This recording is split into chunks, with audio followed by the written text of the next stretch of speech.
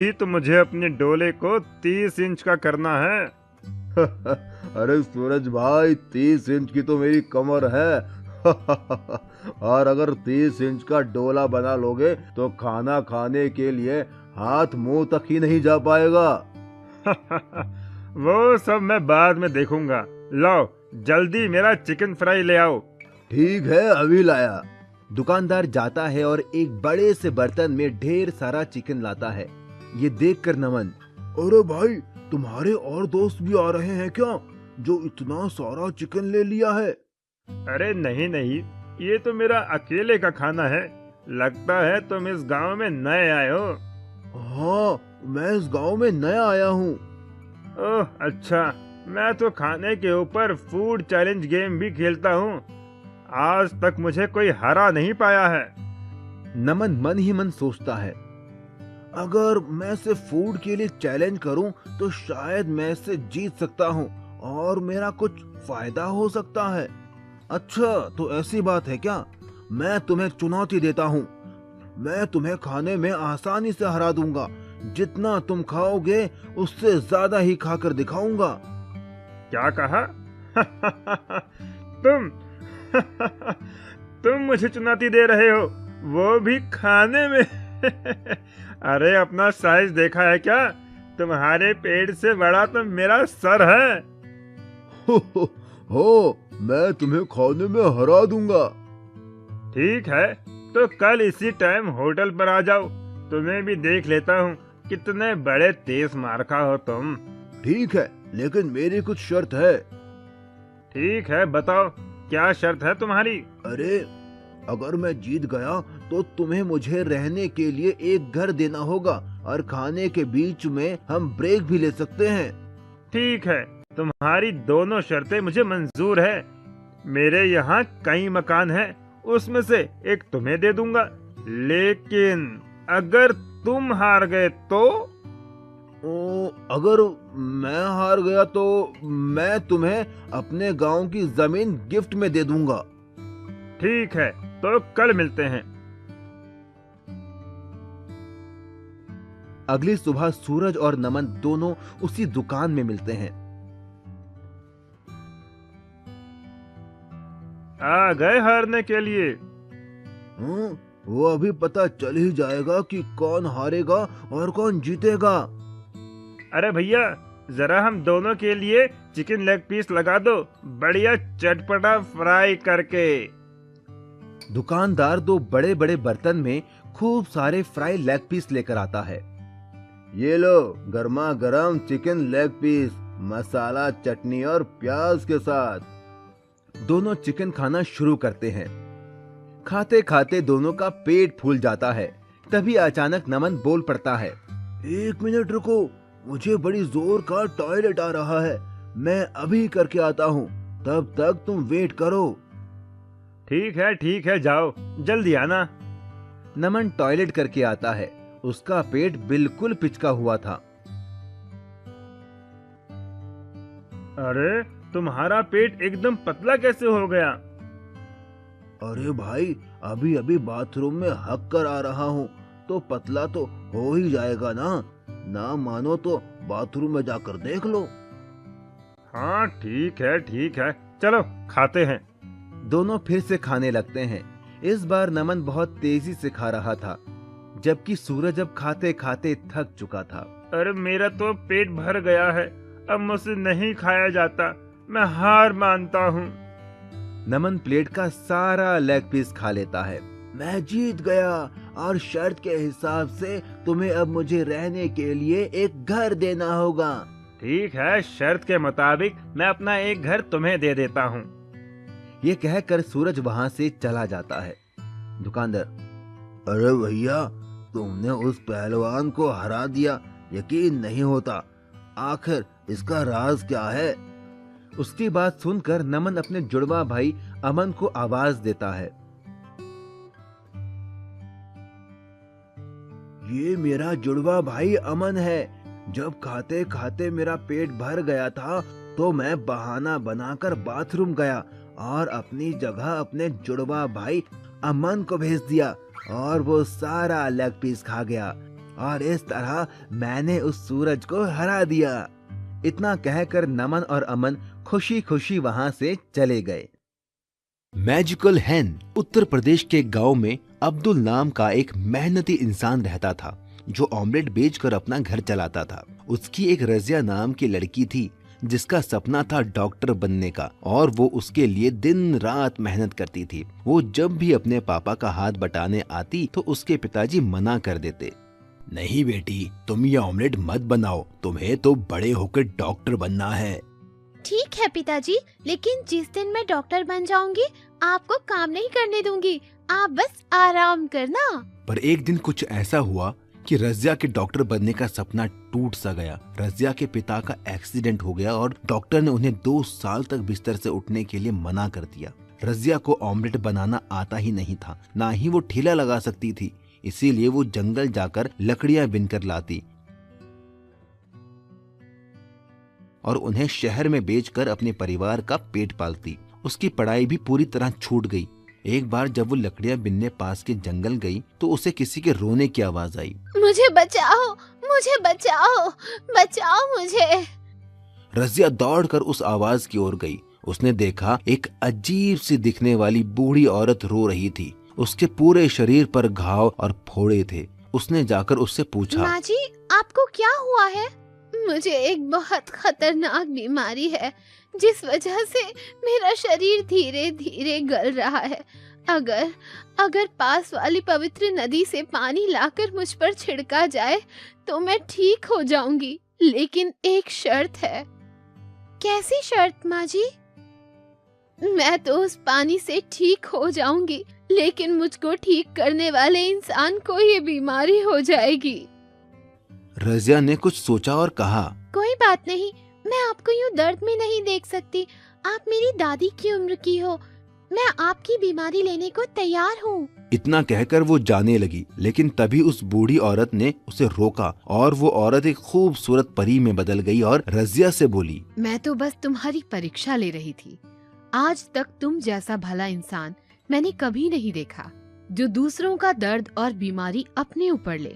बोलो, तुम्हें क्या तकलीफ है? फिर रजिया ने सारी बात परी को बताई कि कैसे पिता का ऑमलेट का ठेला ना लग पाने की वजह से उनका परिवार भूखा मर रहा है। उसकी बात सुनकर उस परी ने एक मुर्गी रजिया को देकर कहा, ये एक जादुई मुर्गी है, बाकी मुर्गियाँ तो सिर्फ अंडे देती हैं, ये मुर्गी तो सीधा ऑमलेट देगी, वो तुम जितने चाहोगी उतने। रजिया उस जादुई मुर्गी को लेकर घर आ गई और उसने फिर से ठेला लगाना शुरू कर दिया। वो एक कमरे में मुर्गी को छिपाकर ऑमलेट बनाने का नाटक करने लगी ताकि किसी को जादुई मुर्गी का पता ना चले। वो मुर्गी दिन में जितने ऑमलेट चाहे उतने देती। यही नहीं, उसके ऑमलेट सबसे टेस्टी थे। इस वजह से बाकी ऑमलेट बेचने वालों के यहाँ लोगों ने आना बंद कर दिया। इस बात से जलकर उनके पड़ोसी सलमान ने चुपके से उस कमरे में झांका तो उसे वो जादुई मुर्गी दिख गई।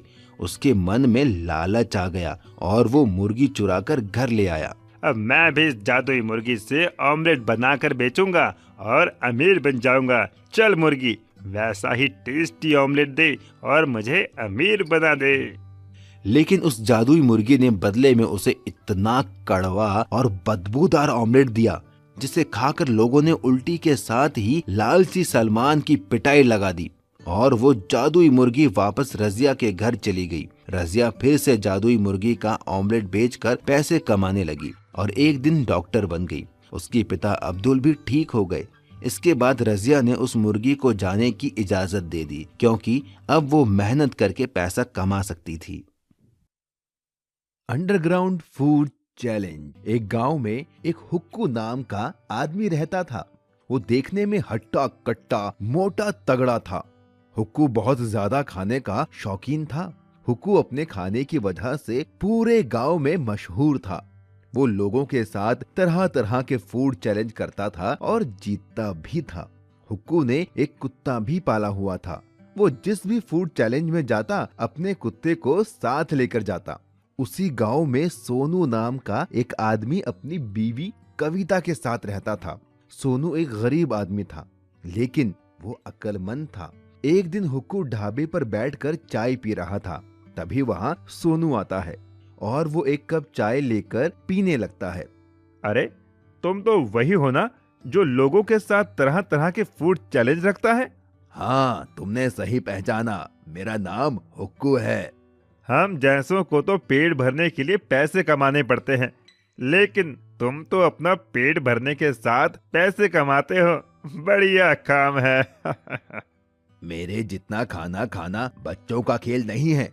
तुम जिस दिन मेरे साथ फूड चैलेंज खेलोगे तो पता चल जाएगा। क्या कहते हो जाए मुकाबला? अरे नहीं नहीं, आज नहीं। इतना कहकर सोनू वहाँ से चला जाता है। सोनू घर पहुँचने पर अपनी बीवी कविता के पास जाता है। कविता, पता है आज मुझे हुक्कू मिला था। हुक्कू? ये कौन है? वही आदमी जो लोगों के साथ फूड चैलेंज खेलता है। वो तो मुझे भी फूड चैलेंज खेलने को बोल रहा था। अच्छा, अजी तो एक काम करिए ना, आप भी उससे फूड चैलेंज खेल लीजिए। अगर हार गया तो पैसे भी देने पड़ सकते हैं। एक बार फूड चैलेंज खेल कर तो देखिए। कविता के बहुत कहने पर सोनू फूड चैलेंज खेलने के लिए मान जाता है। सोनू अगले दिन हुक्कू के पास जाता है। हाय हुक्कू भाई, कैसे हो? अरे तुम तो सोनू हो, बोलो कैसे आना हुआ? मैं तुम्हें चैलेंज करता हूँ, क्या तुम मेरे साथ फूड चैलेंज खेलोगे? क्या कहा? फूड चैलेंज खेलोगे तुम, वो भी मेरे साथ? हाँ हाँ, सही सुना तुमने। ठीक है, चलो आओ खेलते हैं फिर। हुक्कू बहुत सारी खाने की चीजें लाता है और एक टेबल पर रख देता है। अरे वाह, इतना सारा खाना! Chicken fry, chicken leg piece, tandoori chicken, मजा आ गया खाने में तो शुरू करें अपना चैलेंज। हुक्कू के कहते ही दोनों खाने पर टूट पड़ते हैं। हुक्कू चुपके से तंदूरी चिकन अपने कुत्ते को खिला देता है। देखते ही देखते हुक्कू सारा खाना खत्म कर देता है और जीत जाता है। देखा, मैं फिर से जीत गया। चलो लाओ मेरे पैसे। Oh shit! सोनू शर्त के मुताबिक हुक्कू को पैसे देकर चला आता है। क्या हुआ जी? कुछ नहीं, बस हार गया मैं फूड चैलेंज में। हे भगवान, ये हुक्कू का बच्चा कितना खाता है, इसकी सांस भी नहीं फूलती क्या? ये सुनकर सोनू के दिमाग में एक आइडिया आता है। वाह मेरी जान, क्या आइडिया दिया है! क्या हुआ जी? हमारे बंजर खेत में जो हमने पानी के लिए अंडरग्राउंड बनवाया था, उसी में फूड चैलेंज खेलूंगा। मोटा होने की वजह से हुक्कू दमे का मरीज है। अगर मैं जमीन के अंदर उसके साथ फूड चैलेंज खेलूं तो मैं जीत सकता हूं। अगले ही दिन सोनू ने हुक्कू को फूड चैलेंज किया। फिर से हारना है क्या तुम्हें? इस बार अंडरग्राउंड फूड चैलेंज होगा। हम दोनों जमीन के अंदर ही खाना खाएंगे। हुक्कू सोचता है कि वो जमीन के अंदर भी अपना कुत्ता ले जाएगा और चुपके से उसे खाना खिला देगा और बेईमानी करके जीत जाएगा। हुक्कू सोनू की शर्त मान लेता है। अगले दिन हुक्कू, उसका कुत्ता, सोनू और उसकी पत्नी अपने बंजर खेत में जाते हैं और एक रास्ते के जरिए वो नीचे पहुंच जाते हैं। कविता ने पहले से ही tandoori chicken, chicken fry, burger, chow mein सब मंगवा लिया था। कविता कुत्ते और हुक्कू के बीच में आकर बैठ जाती है ताकि हुक्कू बेईमानी न कर पाए। दोनों में फूड चैलेंज शुरू हो जाता है। खाते खाते अचानक हुक्कू को सांस लेने में दिक्कत होने लगती है। उसका कुत्ता भी उससे दूर था, वो बेईमानी भी नहीं कर सकता था। अरे बाप रे, अब और मुझसे नहीं खाया जाएगा, मैं अपनी हार मानता हूँ। ये सुनकर वो सारे बाहर आते हैं। हुक्कू सोनू को पैसे देता है और चला जाता है। सोनू और कविता भी खुशी खुशी अपने घर चले जाते हैं। इस तरह सोनू ने अपनी अक्लमंदी से फूड चैलेंज को जीत लिया था। नागराज का खजाना। सुनो, हमारे इस जंगल में कितने सारे नाग हैं। क्यों ना हम उन्हें शहर में बेचकर खूब सारा पैसा कमाएं। फिर हमारे पास भी बड़ी गाड़ी होगी, स्विमिंग पूल होगा जिसमें गर्म पानी होगा, मेरे पास गहने भी होंगे। हाँ, सही कहा, हम ऐसा ही करते हैं। फिर हमारे पास भी शहर में बड़ा घर होगा। चलो अभी जंगल जाते हैं और नाग पकड़ कर लाते हैं। ये कहकर दोनों एक बड़ा थैला लेकर जंगल की ओर नाग पकड़ने निकल गए। लेकिन उनकी ये बात उनके पड़ोस में रहने वाली एक लड़की सीता ने सुन ली और उसने अपने पिता को बताया। पिताजी, मैंने बगल वाले पति पत्नी को नाग पकड़कर शहर में बेचने की बात सुनी। ऐसे तो हमारे जंगल के सारे नाग खत्म हो जाएंगे। सही कहा, ये नाग और बाकी जानवर हमारी प्रकृति के लिए बहुत जरूरी है। अगर ये जानवर नहीं होंगे तो ना तो ये जंगल होगा और ना ही इस धरती पर जीवन। हमें उन्हें रोकना होगा। मेरे पास एक प्लान है। इतना कहकर वो बाप बेटी उन पति पत्नी से नागों को बचाने के लिए उनके घर के पीछे झाड़ियों में छिप गए। थोड़ी ही देर में वो पति पत्नी अपने बड़े से थैले में ढेर सारे नाग नागिन पकड़कर ले आए और उन्हें आंगन में रखकर सुबह शहर में बेचने का प्लान करने लगे और धीरे धीरे दोनों सो गए। लेकिन जैसे ही वो सोए, सीता और उसके पिता उन पति पत्नी के घर चुपके से पहुंच गए और चुपके से उनके नागों का वो थैला उठा ले आए। पिताजी, हमने नाग लालचियों के घर से चुरा तो लिए, लेकिन अब इनको करेंगे क्या? मैं जंगल में एक जगह जानता हूँ जहाँ सांपों के घर बने हुए हैं। हम इन नागों को वहीं आजाद कराते हैं। ये कहकर वो दोनों घने जंगल की ओर चल दिए और उन्होंने वो थैला खोलकर उन नागों को आजाद कर दिया। लेकिन जैसे ही वो नाग बाहर आए, वो सारी जगह हीरे जवाहरात, सोने, चांदी और ढेर सारे पैसों से भर गई। तभी उन नागों का राजा नागराज बोला, तुम दोनों ने हम नागों को उन लालची पति पत्नियों की कैद से आजाद करके बहुत पुण्य का काम किया है। मैं नागों का राजा नागराज हूँ और मैं अपना ये सारा खजाना तुम्हें देता हूँ। तुम ये ले जाओ और अपनी बाकी की जिंदगी आराम से जीना। सीता और उसके पिता ने उन नागों का धन्यवाद दिया और सारा खजाना लेकर घर आ गए। पर रास्ते में उन्हें वो लालची पति पत्नी मिले। उन्होंने उनसे पूछा कि वो ये खजाना कहाँ से लाए। जब सीता और उसके पिता ने उन्हें कुछ नहीं बताया तो वो उनके पैरों के निशान का पीछा करते हुए उस जगह पर पहुँच गए जहाँ वो खजाना था। और जैसे ही उन्होंने नागराज का वो खजाना देखा, वो खुश हो गए। वाह, यहाँ तो कितना सारा खजाना है। हम ये खजाना ले लेते हैं और मजे से जिंदगी काटेंगे।